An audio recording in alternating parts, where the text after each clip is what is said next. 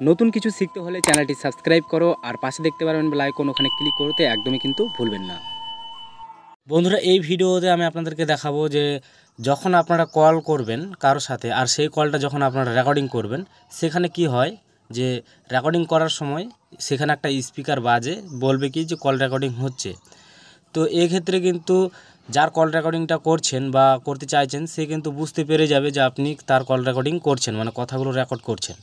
তো আপনারা যদি আপনার মোবাইলের একটা সেটিংস যদি অন করেন, তাহলে কিন্তু সে বুঝতেই পারবে না যে তার কল রেকর্ডিং হচ্ছে কি না বা করছেন কি না, সে কিন্তু কিছুই বুঝতে পারবে না। তো আজকের এই ভিডিওতে খুব সহজে দেখিয়ে দিব।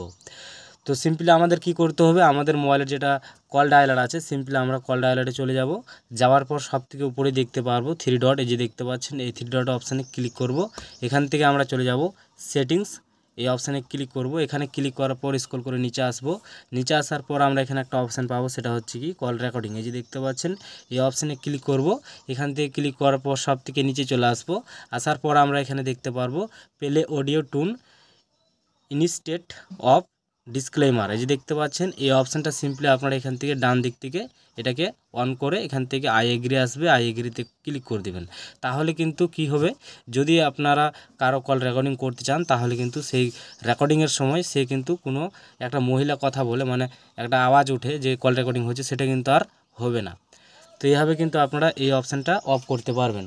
তো এরকম ইন্টারেস্টিং ভিডিও দেখার জন্য অবশ্যই কিন্তু ফলো করতে ভুলো না, অথবা চ্যানেলটি সাবস্ক্রাইব করবেন। ভালো থাকবেন, সুস্থ থাকবেন।